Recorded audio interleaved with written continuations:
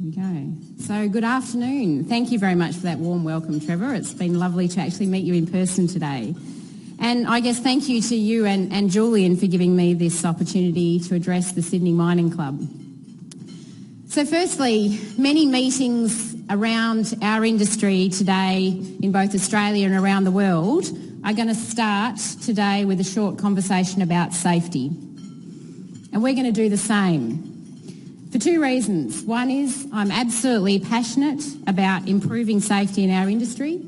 And secondly, because I've had an insight in the last few months that I think is absolutely worth sharing. And it's an insight that resulted from, I guess, seeing a risk area differently, where we've seen a number of people killed or almost killed or get very close to being killed in mining recently. And that area, or that risk area that I've started to think about differently, is water.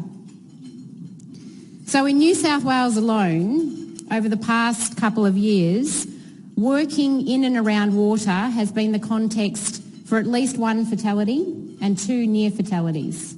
One of those near fatalities was at the operation that I lead at Northparkes. So late last year, one of our miners fell through a hole in grid mesh which was submerged underwater. And he was very fortunate that he didn't strike his head and drown.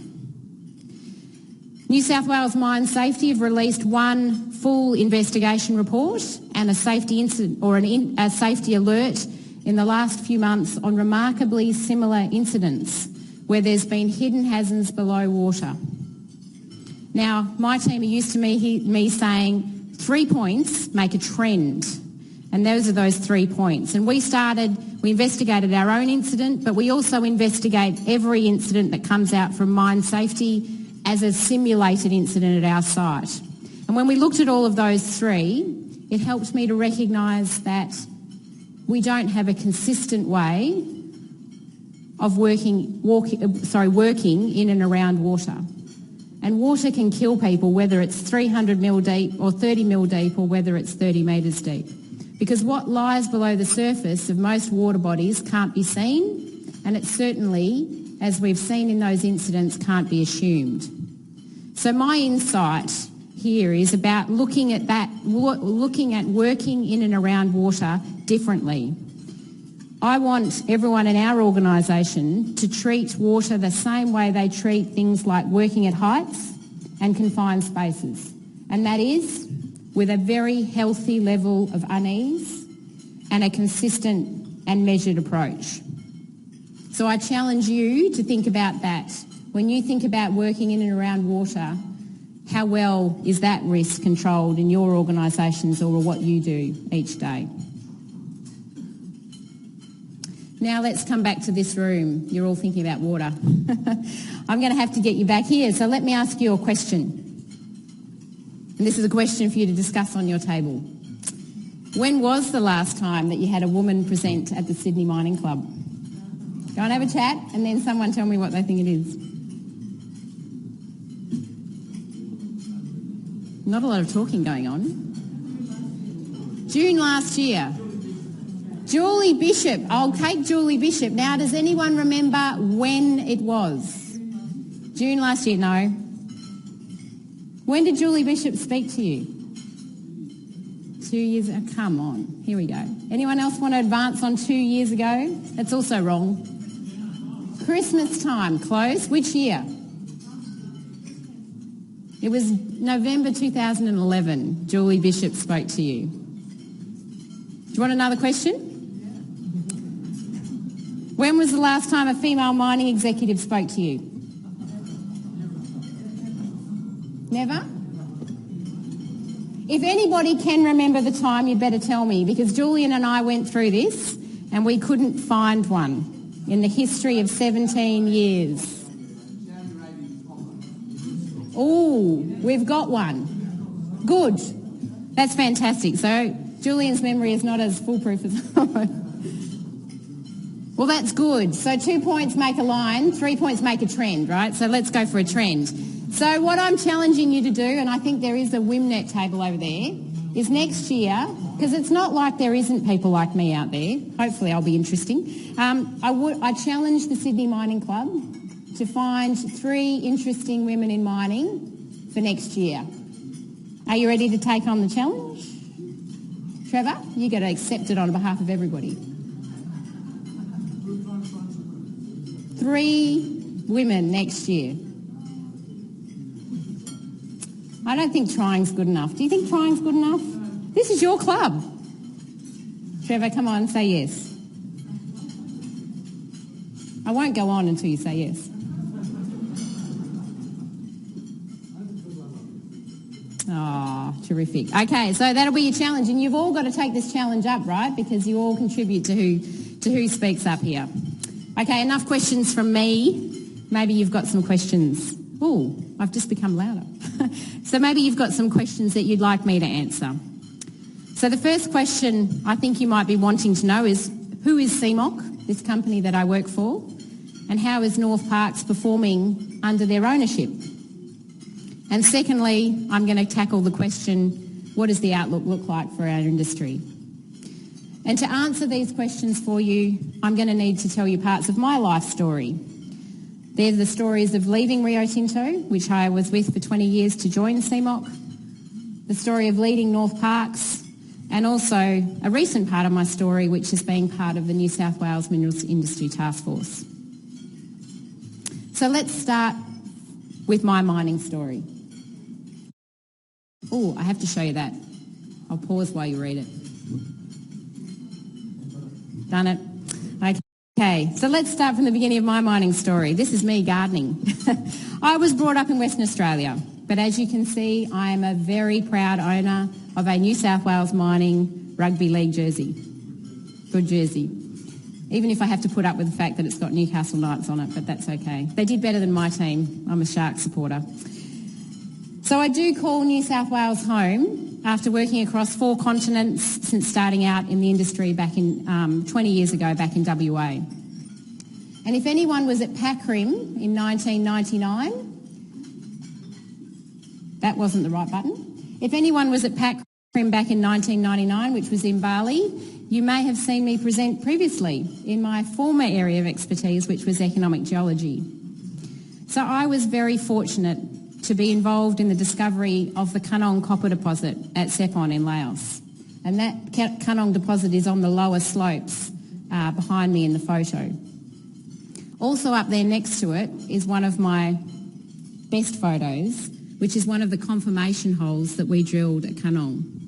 So as a geologist, I'm quite excited, where you see native copper embedded in a long chalcocite, massive chalcocite zone. I don't think metallurgists get that excited about seeing native copper like that, but geologists get very excited. And this was one of the confirmation holes at Kanong.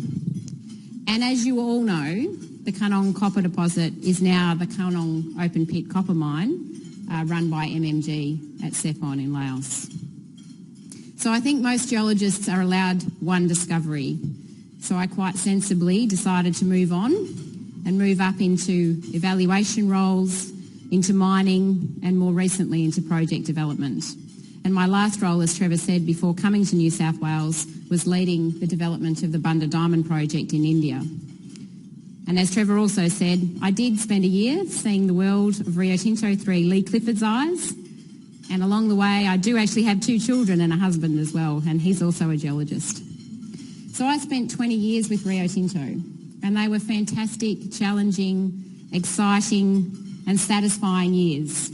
And now I've joined a company called CMOC.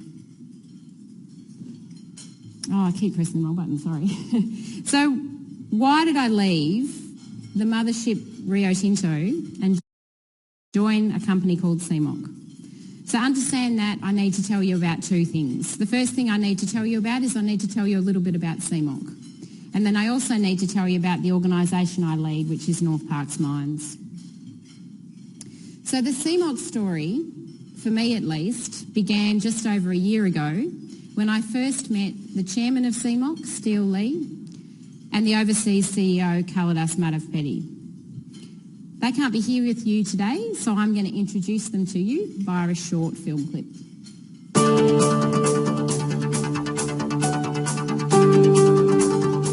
The values of CMOC.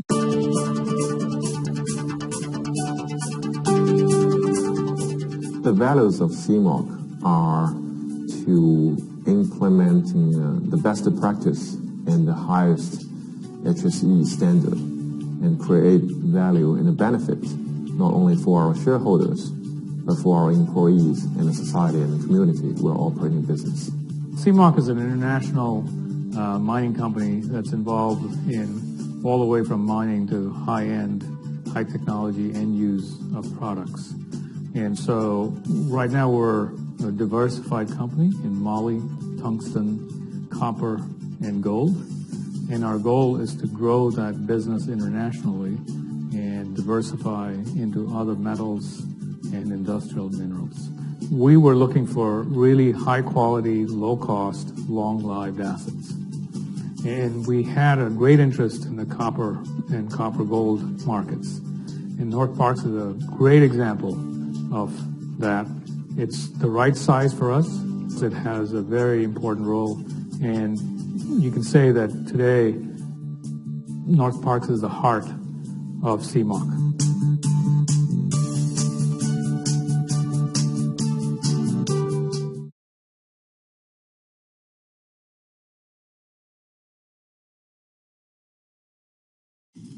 CMOC originally stands for China Molybdenum Company, but today we are far more than just molybdenum. We employ around 7,400 people who mine and process ore to produce a range of molybdenum and tungsten products, and more recently, through the acquisition of Northparkes mines, we produce copper and gold. We're a leading producer of molybdenum with a complete molybdenum industry value chain, all the way through from molybdenum concentrates through to products such as molybdenum oxides, ferromolybdenum products, and high-tech molybdenum metal applications like high-temperature crucibles and things like that. CMOC is also the world's second largest producer of tungsten, producing just over 10% of China's annual tungsten concentrate production. This is a picture of the award-winning Sandow Zhuang open pit mine, which feeds several tungsten and molybdenum processing facilities around the cities of Luanchuan and Luoyang, which are in Henan province in China, and also home to our company headquarters. Sandow Zhuang mine has one of the largest defined reserves of molybdenum in the world and the second largest reserve of tungsten in the world.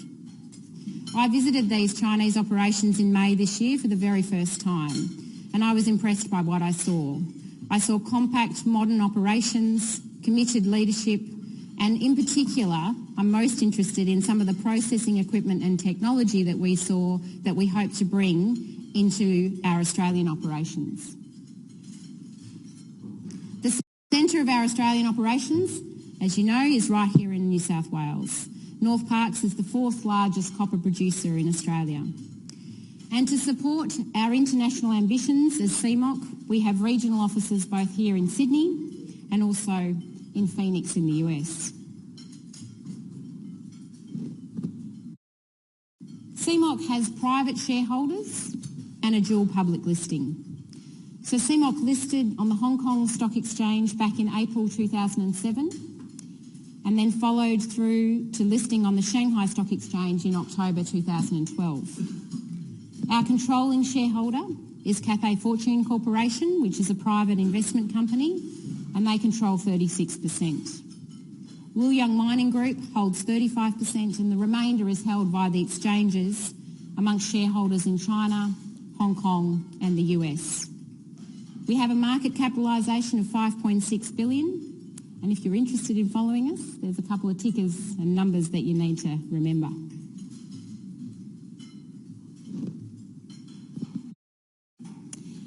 This slide and these numbers tell a pretty compelling story of CMOC.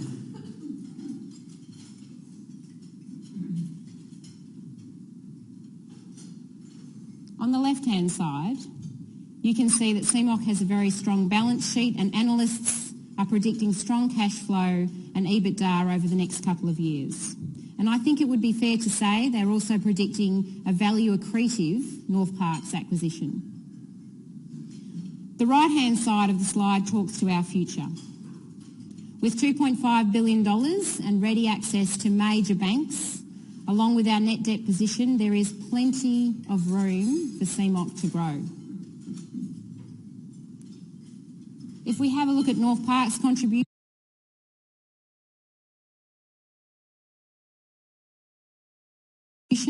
at the half-year point in 2014, the analyst predictions are looking pretty sound.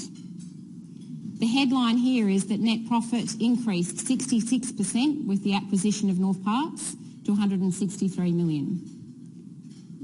Northparkes alone contributed $62 million, and that is underpinned by our net cash production costs of 53 cents a pound for the first half of this year. This is a picture of our board of directors with our Northparkes leadership team. And I would say they're probably smiling because it was just after those results were announced. Our board members are independent of any Chinese state entity, and this does differentiate us from our Chinese peer companies. Our ownership structure and our governance structure really sets us up to be nimble.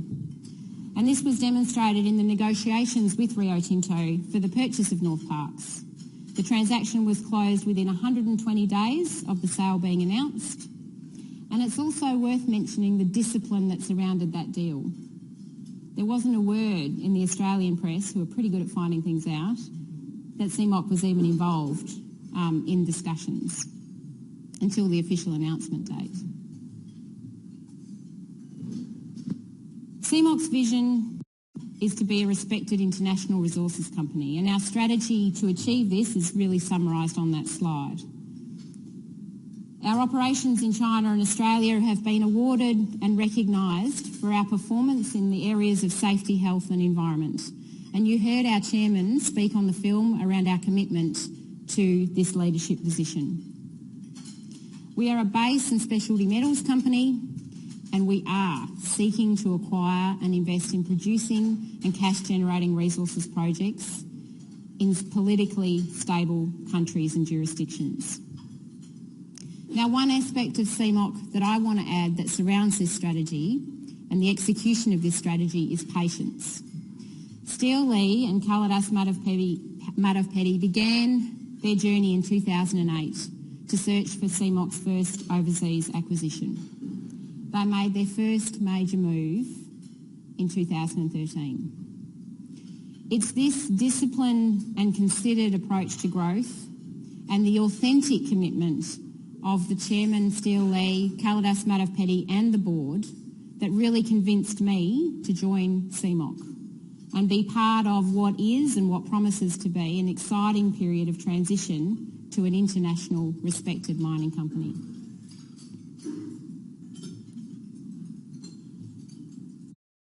So the next chapter in the story belongs to Northparkes, and this is the business that I've been very fortunate to lead since 2012. Northparkes is a copper gold mine. We're located in the Central West, around 350 kilometres west of here, and we employ around 310 people and about 250 contractors over the course of the year. I think there's some GeoPico people here. Northparkes was discovered, or the main deposits were discovered in 1977 by Pico Wallsend or GeoPico. And the Northparkes joint venture was formed between North Mining at that time and Sumitomo Metal Mining Oceania and Sumitomo Corporation, who are also here today, back in 1993. Sumitomo have held a 20% share in Northparkes since that time, so that's 21 years they've been involved in Northparkes mines. The majority, 80%, has passed from North Mining through Rio Tinto's hands and is now in the hands of CMOC, who are also the operators of the joint venture. Northparkes commenced operations back in 1994 as an open-pit gold mining operation. And legend has it, maybe our GeoPico people can confirm this, that gold bars were transported, or the first gold bars were transported off-site in the back of an old Kingswood station wagon. I'll be pleased if anyone can confirm that.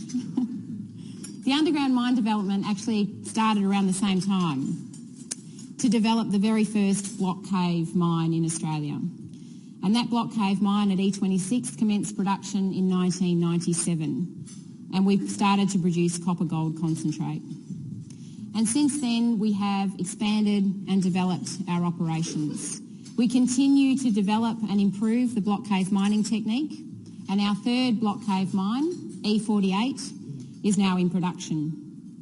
We host a world-class block caving knowledge centre at our operation, which uses simulators and 3D immersion technology to train our miners in all aspects of underground mining. Put quite simply, our mining operations are world-class. In the words of our automation technology partner, we have the most automated, commercially operating underground mine in the world. Around 80% of the 900 tonnes that we hoist to surface every hour are picked up by automated loaders.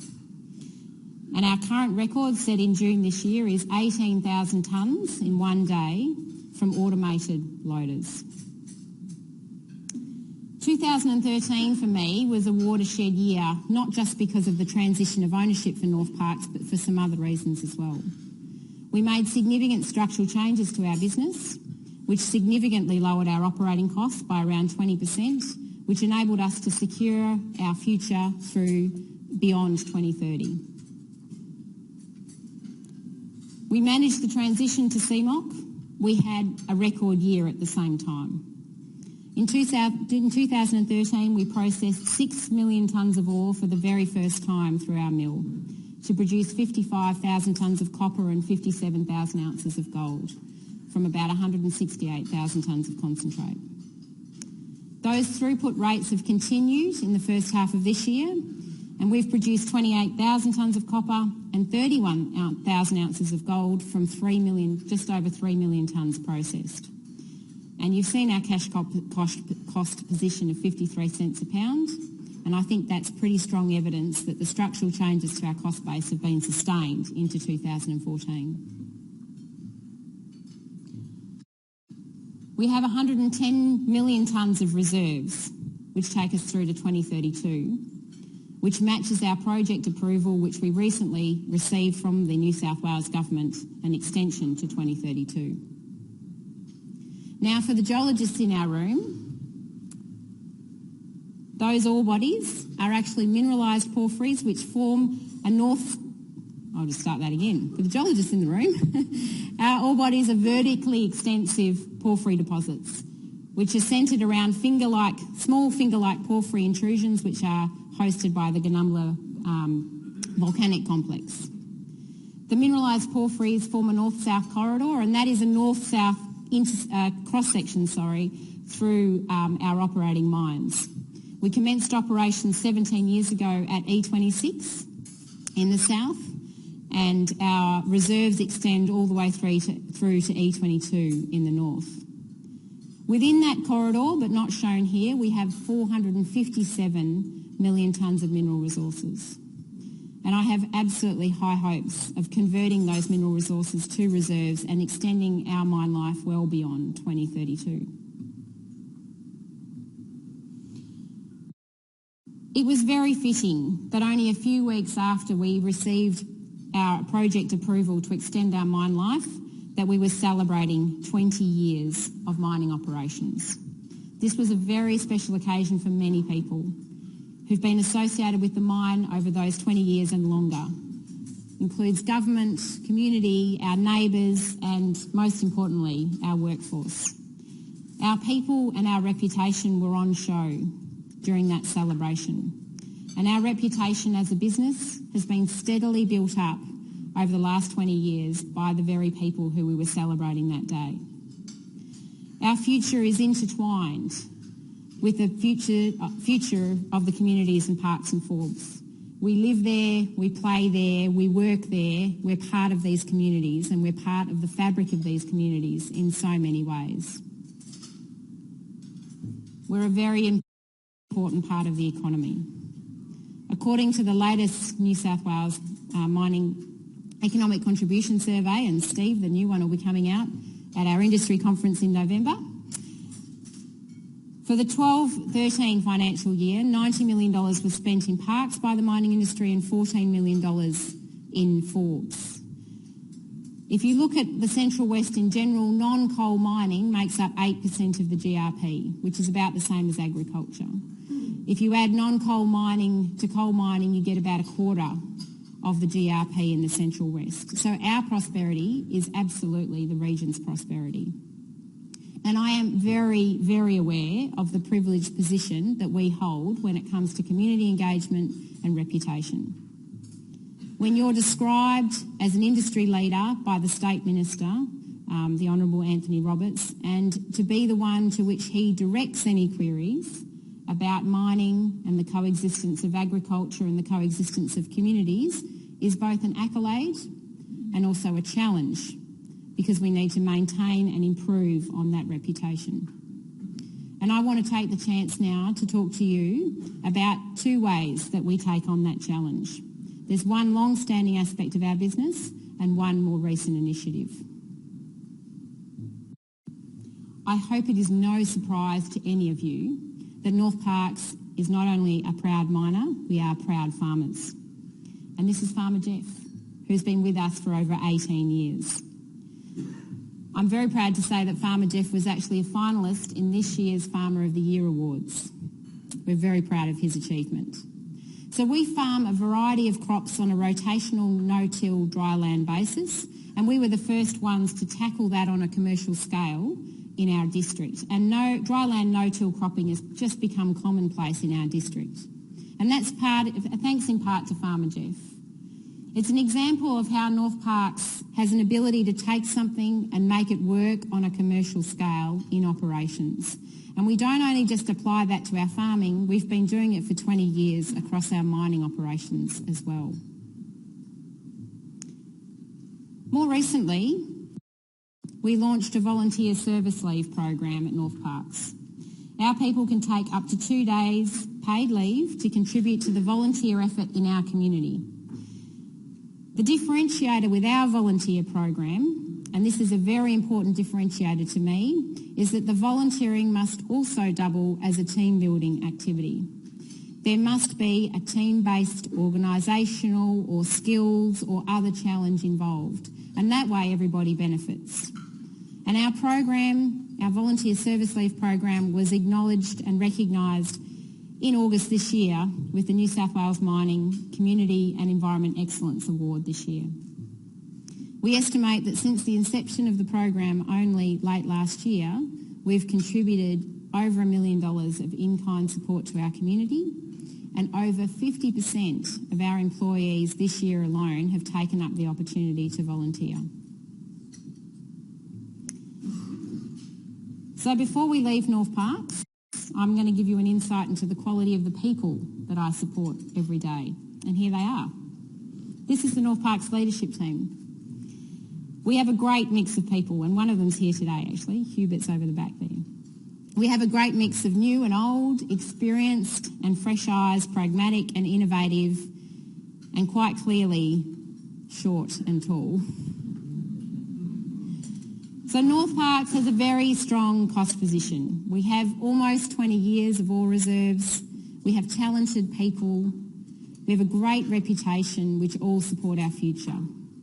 And I think quite simply it's one of the best places to be working in the mining industry right now. So I've got one question left to answer, and that is, what is the outlook for our industry? Now, I was really looking forward to standing up here and telling you all about the Industry Action Plan, which has been a result of the Minerals Task Force. But I'll give you a bit of a highlight. So when I think about the future of this industry, I think about spheres that we can control and spheres that we can influence, and separate that from the stuff that we really is outside of our control and influence. So let's start with the stuff we can't really control or influence, and that's probably commodity prices and exchange rates. They matter a lot to us, but we can't control them. And I reckon there's probably as many opinions as there are people in this room about what are going to happen to those. So that's your discussion for after I've finished. We can control our own operations and our own productivity. And Northparkes like everyone else across the industry, is on a constant mission to reduce our capital intensity, to find faster and better and more efficient ways to execute things like projects and shutdowns, because that's what we can control. Now, we can influence the standing and competitiveness of the state of New South Wales as a mining state.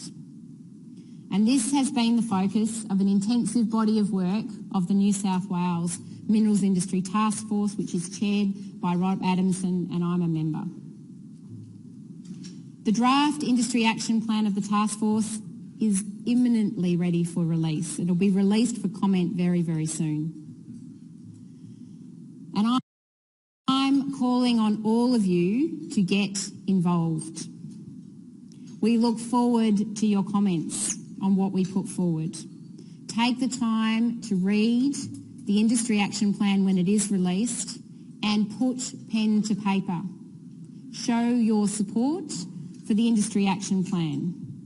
We are all in the position that we can influence the actions that are taken to improve the competitiveness in mining in our state.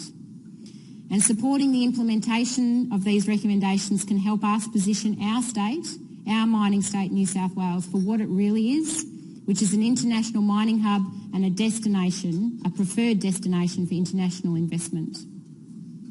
Now, this brings me back to CMOC. CMOC is a patient and disciplined international investor in New South Wales. And we are an ambitious and growing international resources company. CMOC is the company I left Rio Tinto to join. I'm proud to lead Northparkes Mines. I'm proud to be part of the growth of a new international resources company, CMOC. But most of all, I'm proud to be a miner. Thank you.